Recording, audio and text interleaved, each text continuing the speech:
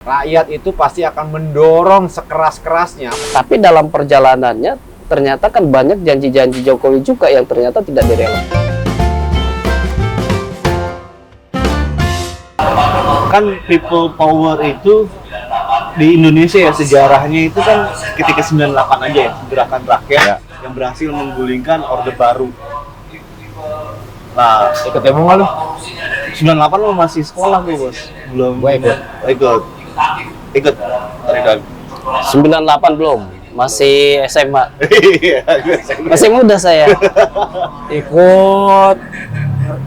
Ya masih kebayang lah suasana bakar-bakaran gitu, tragedi itu masih kebayang. Sampai sekarang masih keinget. ngalamin tapi tidak menyaksikan secara langsung ya, paling melalui pemberitaan di TV gitu. Coba lihat videonya coba.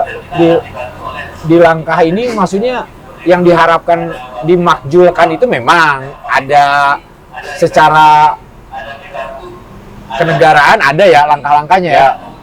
Bisa kepala negara itu bisa dimakjulkan, cuma kan proses dan sebabnya juga harus dipenuhi dulu. Tidak bisa ujuk-ujuk. Tidak bisa ujuk-ujuk. Kesalahannya apa?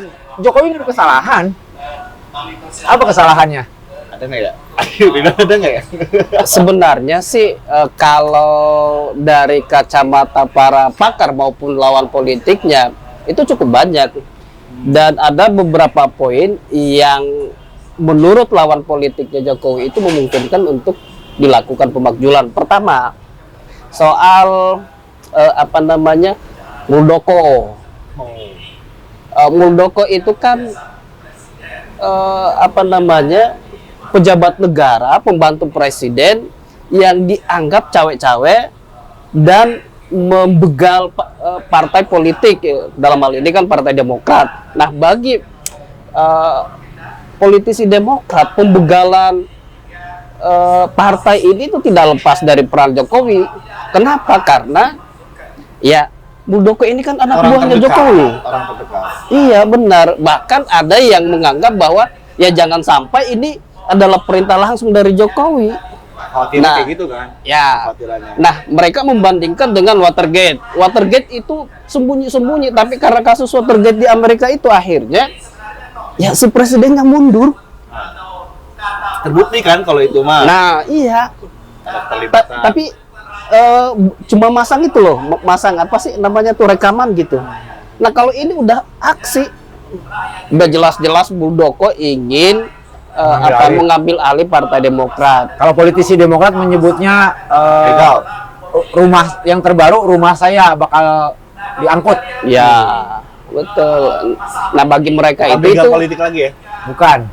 bagi mereka itu, bagi Partai Demokrat ini lebih parah daripada Watergate. Nah, karena itu mereka menganggap ini Jokowi udah layak dimakjulkan. Itu satu. Kemudian yang lain, lawan-lawan politik Jokowi ini berpikiran bahwa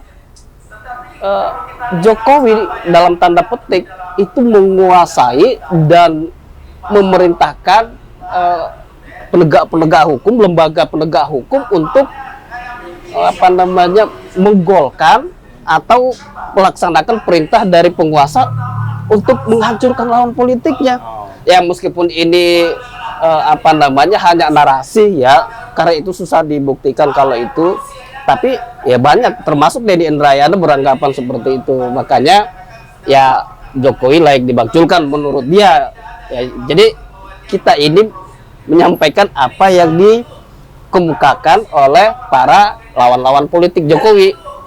Termasuk yang disampaikan Amin Rais ya dalam video ini. Saya sempat sekilas melihat bahwa Amin Rais ingin memakjulkan Jokowi karena Jokowi atau presiden hari ini menggunakan istana negara sebagai tempat untuk mengatur strategi politik, atau misalnya sebagai base camp-nya untuk cawe-cawe terhadap pemilu 2024. Kalaupun itu terjadi, kan itu hanya soal etika saja. Aja.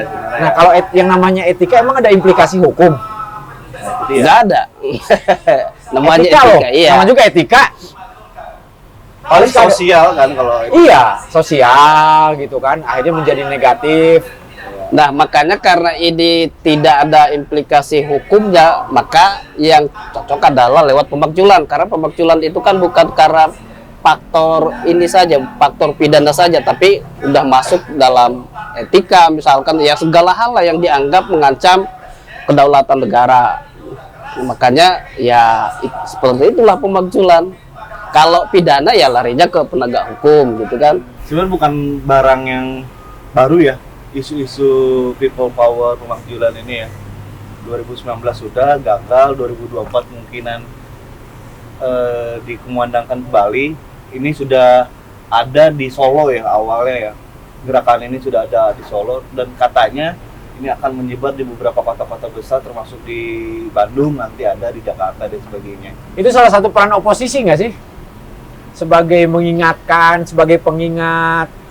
Kalau sebagai peran oposisi terlalu lebar kayaknya ya, sampai harus ada Pemakzulan.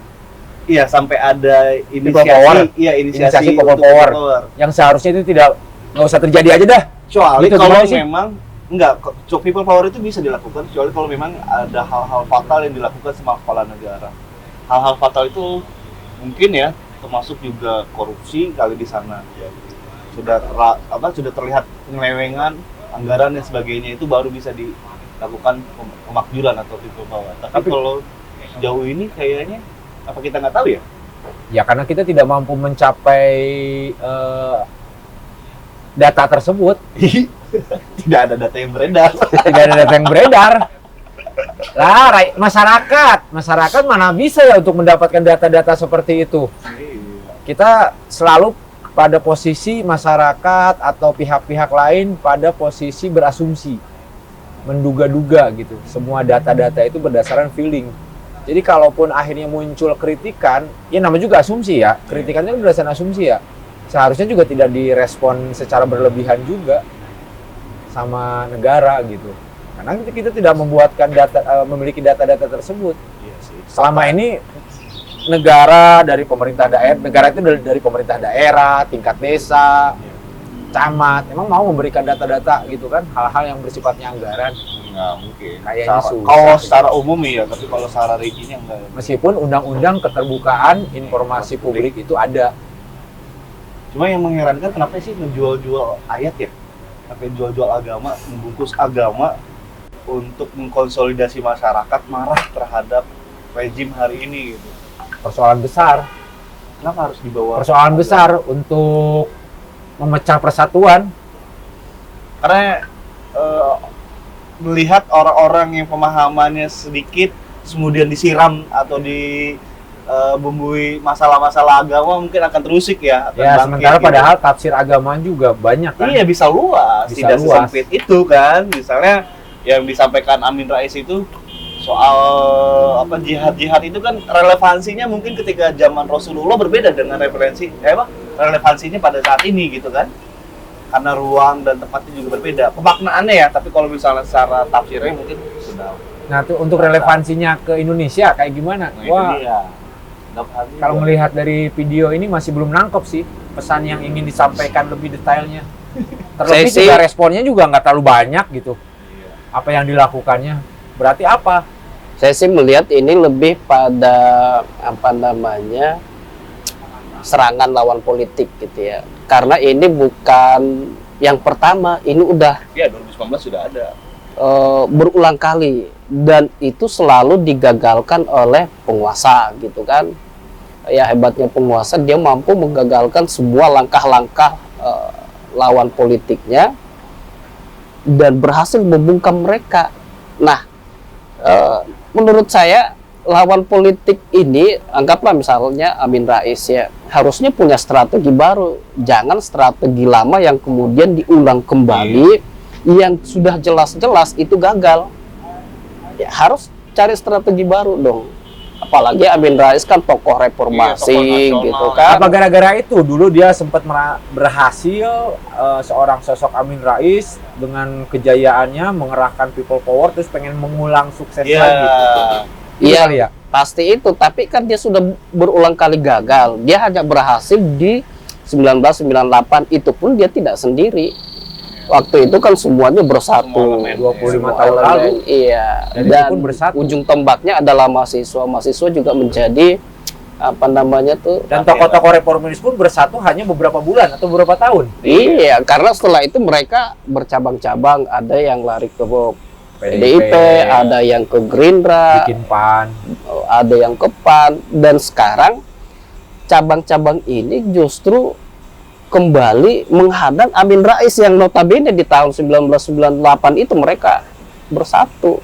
Nah, kalau misalkan metode gerakannya Amin Rais masih pola yang sama di 1998, kemudian mau diulang kembali di 2023 misalkan, menurut saya itu Nggak relate ya. iya. Nah ini kan berarti apa ya? Ada ketidakharmonian dengan tujuan yang dicapai gitu. Ada apa-apanya. Iya, people power ini dituju karena ada salah satu latar belakang calon presiden yang ingin diusung gitu. Ya tidak jauh beda dengan sebelum-sebelumnya kan. Kemudian gerakannya juga ya tidak jauh beda, paling di kelompok tertentu misalnya ya, dan masih kelompok yang sama yang mencoba melakukan gerakan-gerakan itu. Ya anggaplah misalkan beberapa pentolan kelompok-kelompok itu ditangkap, dipenjara, tapi irisan kelompok ini juga yang sekarang menurut saya yang menggerakkan gerakan ini. Jadi ya masyarakat umum paham lah menurut saya, tahu Tapi siapa perlu diedukasi penggeraknya. juga ya masyarakat ya, jangan sampai terpancing dengan masalah-masalah soal isu ini ya. Ya soal kelayakan aja sih, layak nggak itu konten ini itu bagi masyarakat, benar atau tidak, relevan atau tidak gitu. Masyarakat harus bergerak seperti itu. Pasti juga masyarakat punya anggapan dong. Rasa-rasanya ekonomi gue baik-baik saja, rasa-rasanya gue mau kemana-mana jalanan udah bagus misalnya, sampai makanya udahlah gitu kan, jangan pernah berbicara untuk presiden berikutnya, jangan pernah berbicara perubahan gitu. Luhut ya, Luhut sampai menyampaikan itu. Ya, Oh satu lagi bos, ini mumpung inget ya, kan yang disampaikan dalam video itu ada 3 hal. Salah satunya tadi ya, menggunakan istana sebagai tempat untuk mengumpulkan para elit-elit politik dan membahas politik di sana. menyusun Kedua strategi. Iya, yang kedua soal APBN yang penanganan COVID dulu, itu kan sampai ada beberapa perubahan tuh APBN, dan dianggap itu ada kejanggalan di situ. Makanya muncullah gerakan people power ini. Kejanggalannya apa? Iya, yang Disebutkan. dari misalnya 80 triliun untuk penanganan COVID atau 800 triliun, nah ternyata di perubahan tinggal berapa triliun. Nah, yang dari awal ini ya yang dianggap sebagai ada penyimpangan gitu. Dugaan penyimpangannya di mana? Di Nah, itu kesehatan kah atau yang tidak di disebutkan, yang tidak dijelaskan. Beli-beli apa namanya itu? Apa namanya itu? Buat Apa ini nyuntik APD? Ini vaksin. vaksin. Iya. Bisa jadi sih ya. Lu vaksin berapa kali? Baru 3 udah 3. Lu berapa kali vaksin? Sama, saya juga udah 3 kali. Padahal syarat kita harus 4. 4. Satu lagi enggak? Maksudnya satu lagi kemana gitu? Kan udah beli. Nggak tahu juga sih ya, karena nggak ada laporan soal itu ya. Nah itu yang jadi isu dalam video ini sebenarnya. Satu lagi saya lupa apa. Emang banyak sih kalau mau di ini ya. Kita apresiasi lah Jokowi misalnya. Dia berangkat dari Solo, dari wali kota yang mewakili Wong Cilik, maju ke DKI, kemudian jadi presiden. Ya waktu itu kan hampir semua, ya mungkin 70% lah ya, 70% masyarakat Indonesia bangga gitu, senang, mendukung gitu kan. Tapi dalam perjalanannya ternyata kan banyak janji-janji Jokowi juga yang ternyata tidak direalisasikan. Misalkan ketika dia menjabat gubernur, dia sudah nyatakan tidak ingin jadi presiden, tapi ternyata ya jadi juga. Kemudian pada kesempatan lain dia tidak mau anaknya jadi apa namanya kepala daerah, tapi faktanya hari ini bukan cuma anaknya tapi menantu, kemudian satu lagi anaknya pengen jadi wali kota Depok gitu kan. Jadi Termasuk ya, yang terbaru proyek program strategis nasional. iya, makanya Yang tidak tercapai ya. kalau ada gerakan people power seperti ini yang dicetuskan oleh kelompok-kelompok tertentu, menurut saya bukan sesuatu hal yang baru gitu, wajar mereka kan, mereka wajar karena memang ada sesuatu yang harus dikritisi. Tapi apa sampai harus membuat gerakan people power untuk mengkritisi itu? Sebenarnya tidak, tapi kan saluran-saluran yang mereka sudah manfaatkan itu ternyata juga tidak bisa tembus. Iya, Misalkan tidak mampu lewat- berkomunikasi, benar, lewat komunikasi tidak bisa, lewat kritikan di medsos ternyata masuk di Senayan mereka nggak punya orang. yes gitu kan. Ada Jadi kali orangnya, Hah? ada tapi nggak kompak. atau mungkin juga memang diblok atau dipatahkan gerakannya itu. Jadi ya pilihan terakhir memang people power karena itu tadi saluran-saluran yang mereka bisa tempuh nggak bisa tembus. Dikritik misalkan ada tokoh-tokoh atau pejabat negara yang dikritik tapi pengkritiknya ditangkap, kan itu bukan sesuatu yang baru gitu, udah banyak kan tokoh-tokoh ini yang kemudian ditangkap hanya karena mengkritik di media sosial. Ya mudah-mudahan kita ini yang hanya mereaksi, mudah-mudahan kita tidak termasuk di bagian itu, ditangkap hanya gara-gara mereaksi, kan lucu gitu ya. Mukanya panik gitu deh. Bro, muka panik. Ya iyalah. Kalau misalkan amit-amit ya. Nggak, kritik vitamin lah bagi negara. Ya harusnya sih. Iya, nah itu saya sepakat itu. Ya, kalau dikritik emang kenapa sih? Kalau nggak mau dikritik ya jangan jadi pejabat dong. Tenang aja, masyarakat, rakyat itu pasti paham betul. Rakyat itu pasti akan mendorong sekeras-kerasnya pemerintah untuk maju. Tapi ketika pemerintah itu jatuh, saya yakin rakyat tidak akan pernah meninggalkannya. Dia akan mengulurkan tangannya, menarik dia agar tetap maju lagi, bangkit dan maju lagi. Oh iya. Sepakat itu, sepakat. Harusnya begitu, betul-betul. Tapi begini, kalaupun misalnya terwujud ya, kita kan melihat gerakan ini, terus kemudian andainya ya, misalnya ini akan terwujud dan terlaksana, terjadilah gerakan people power. Apa yang akan dialami sama bangsa Indonesia? Aduh. Berantakan lagi kan? Udah, nomor satunya salah. ekonomi hancur, pendidikan anak nggak bisa stabilitas sekolah. keamanan ya. Keamanan mah udah pasti. Udahlah, jangan sampai lah. Nggak mau bahas itu. gua. Udah serem bayangin ya. Iya. Oke. Oke ya. Kita lihat aja lah videonya ini.